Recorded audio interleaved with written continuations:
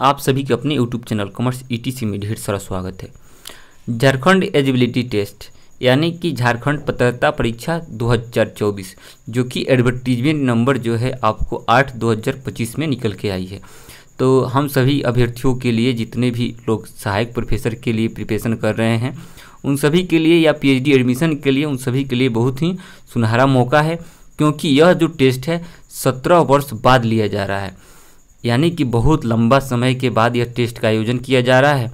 इस टेस्ट का आयोजन में जो लोग भी इसके लिए एलिजिबल हैं ज़रूर इसका फॉर्म फिलअप करेंगे, और जो भी इसके बारे में डिटेल इन्फॉर्मेशन है उसको हम यहाँ पे बताने और समझाने का काम कर रहे हैं। तो आप सभी अगर इसके लिए एलिजिबल हैं तो आप ज़रूर इसको देखें, इसको ज़रूर समझें, ताकि आपका भी जो सपना है असिस्टेंट प्रोफेसर बनने का या पीएचडी में एडमिशन लेके आगे की जो एजुकेशन है उसको कंटिन्यू करने का, तो उसके लिए आप ज़रूर इसको देखें। तो सबसे पहले आप यहाँ पे देख रहे हैं अपने मोबाइल स्क्रीन के माध्यम से कि लिखा हुआ है Jharkhand public service commission Ranchi, यानी कि झारखंड लोक सेवा जो आयोग है रांची के द्वारा यह नोटिफिकेशन निकाली गई है कि असिस्टेंट प्रोफेसर के लिए आपको क्या करना है, झारखंड एलिजिबिलिटी टेस्ट कराना है, जो कि एडवर्टीजमेंट नंबर है 8/2025, जो कि आपको डेट यहाँ पे बता दी गया है कि डेट जो है आपको फॉर्म फिलअप करने की जो डेट है वह डेट आपको यहाँ पे देखिए लिखा हुआ है कि आप फिलअप कर सकते हैं 16/9/2025 से 6/10/2025 तक, यानी कि 16 सितंबर 2025 से आपको 6 अक्टूबर 2025 तक 11:45 तक आपको फॉर्म फिलअप करने का डेट दिया गया है। और जो लोग लेट फी के साथ फॉर्म को फिलअप करना चाहते हैं, किसी कारणवश लेट हो जाता है, तो उन लोगों के लिए क्या है 7/10 तक डेट रखा गया है, शाम के 5 बजे तक। ठीक है, तो आप यहाँ पे चीज़ों को देख लीजिए। फिर वहीं अगर कुछ गलती हो जाती है, करेक्शन विंडो जिसके लिए खुलता है उसको आपको देखने को मिलेगा 8/10 से आपको 10/10/2025 शाम 5 बजे तक आपको देखने को मिलेगा। कुछ गलती हो जाता है तो उसमें सुधार करने के लिए। ठीक है, तो झारखंड एलिजिबिलिटी टेस्ट जो होने वाला है इसमें कौन कौन से लोग सम्मिलित होंगे और किस लिए इस टेस्ट को देंगे यहाँ पे स्पष्ट रूप से बता दी गई है। तो इसको देखने के लिए आप सबसे पहले क्या करेंगे, यहाँ पे देखिए पढ़ेंगे online application invited from eligible Indian citizen Jharkhand eligibility test 2024। This test will be eligibility for test assistant professor and PhD admission university college Jharkhand in light for the rule Jharkhand eligibility test for assistant professor and admission PhD university college Jharkhand.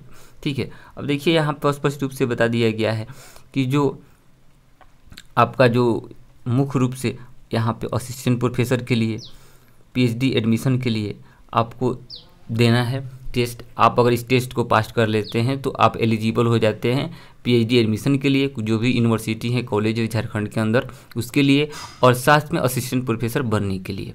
ठीक है, तो इन सभी चीज़ों के लिए आप क्या होंगे, एलिजिबल हो जाएंगे एक टेस्ट देकर। ठीक है, चलिए इस टेस्ट के बारे में और भी चीज़ें बताई गई है जो कि हम सभी अभ्यर्थियों के लिए ज़रूरी सूचना है। ठीक है, तो झारखंड एलिजिबिलिटी टेस्ट के बारे में हम लोगों ने देखा कि हम लोग पीएचडी एडमिशन की बात हो चाहे असिस्टेंट प्रोफेसर बनने की बात हो, वहाँ तक इसको हम लोग टेस्ट देकर जा सकते हैं। चलिए उसके आगे हम देखते हैं उसके आगे क्या क्या बताया गया है। तो आपका जो टेस्ट होगा किस टाइप से टेस्ट होगा इसके बारे में बात किया गया है। तो टेस्ट का जो मोड होगा ऑफलाइन मोड होगा। ऑफलाइन मोड का मतलब हो गया पेपर और पेन के माध्यम से लिया जाएगा। देखिए यहाँ पे बता दिया गया है, 1 मिनट इसको थोड़ा सा हम यहाँ पे रखें। हाँ, अब देखिए यहाँ पे बता दिया गया है कि आपका OMR सीट के माध्यम से होगा टेस्ट जो होगा OMR सीट के माध्यम से होगा।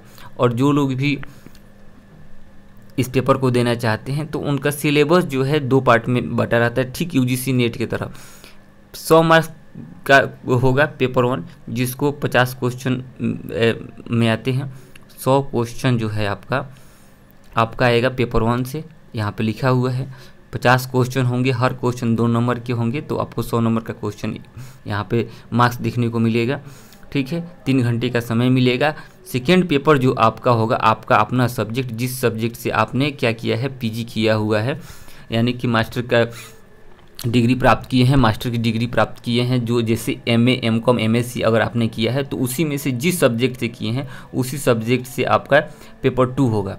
पेपर 2 आपका होगा, इसके बारे में भी यहाँ पे लिख दिया गया है, यहाँ पे बता दिया गया है पेपर 2 के बारे में, जो कि 200 नंबर का होगा, 100 क्वेश्चन होगा, हर क्वेश्चन 2 नंबर का होगा। ठीक है, तो इसके लिए आप क्या कर सकते हैं, अपने सब्जेक्ट नॉलेज जिसमें डोमेन में रखते हैं उसी सब्जेक्ट से आप क्या करेंगे, फॉर्म को फिलअप करेंगे। तो यहाँ पे अगर UR हैं, अनरिजर्व कैटेगरी से आते हैं, तो आपको 575 रुपये फ़ी देना होगा, जो कि यहाँ पे स्पष्ट रूप से चीज़ों को लिख दिया गया है, बता दिया गया है। देखिए यहाँ पे 575 जनरल वालों के लिए, EWS, BC1, BC2 इन सभी के लिए क्या है 300 रुपया, और जो SC ST PWD कैटेगरी से आते हैं उनके लिए 150 रुपया रखा गया है फ़ी फॉर्म फिलअप करने का।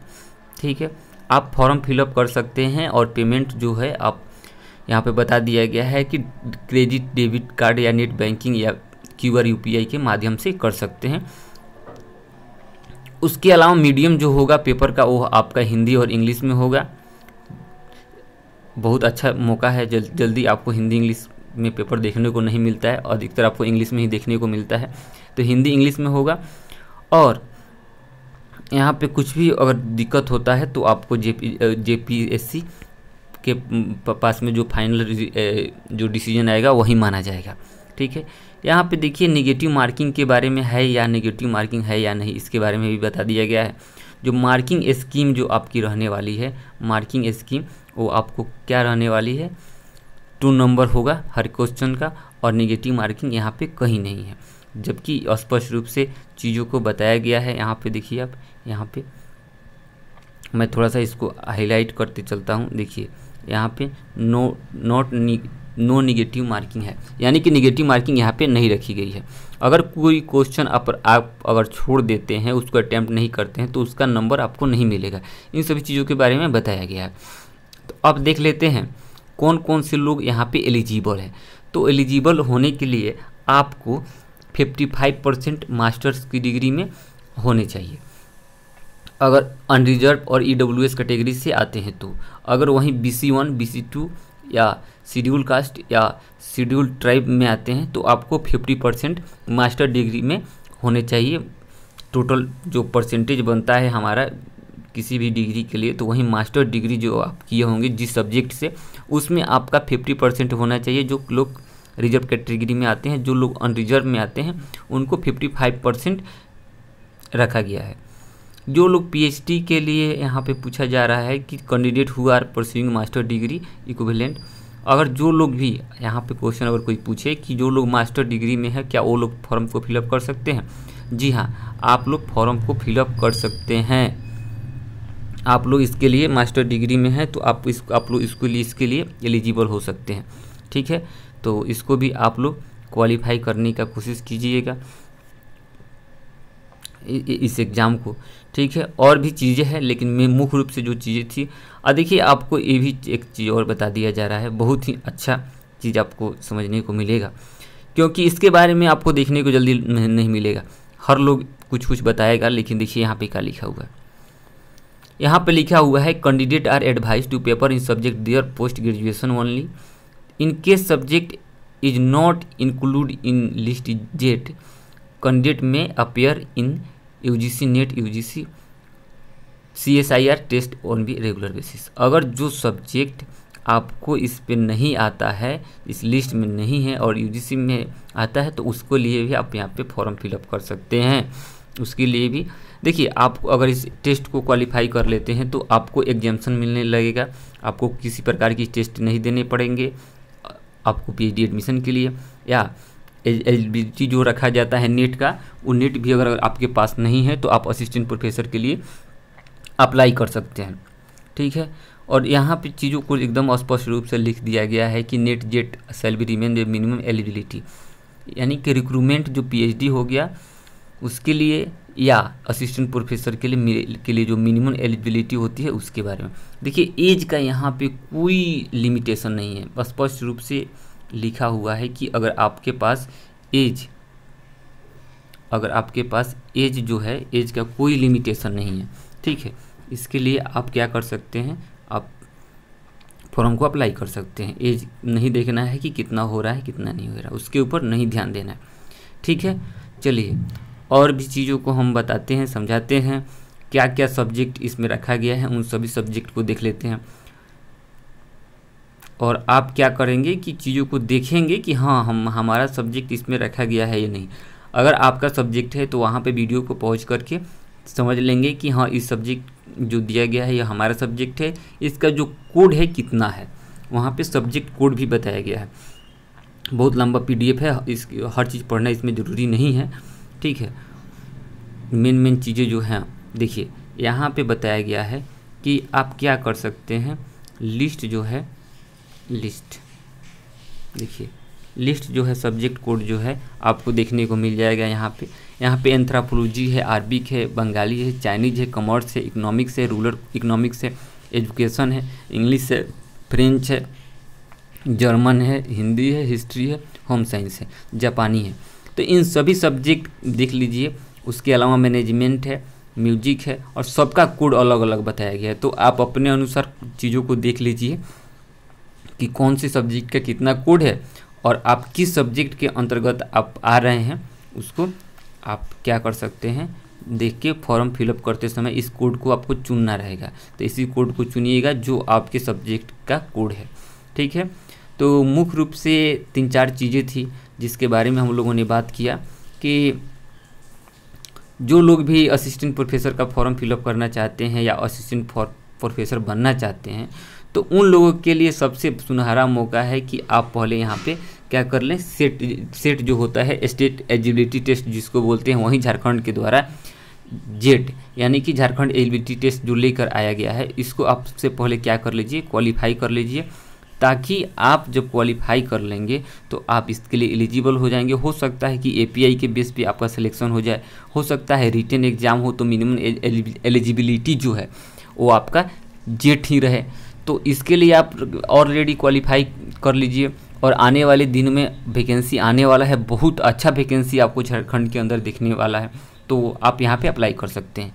सिंपल सी यहाँ पे डिग्री मांगी गई है। अगर आपने MA किया हुआ है या MCOM किया है या MSc किया हुआ किसी पर्टिकुलर सब्जेक्ट से, तो आप यहाँ पे अप्लाई करके फॉर्म को फिलअप कर सकते हैं और एग्ज़ाम को दे सकते हैं।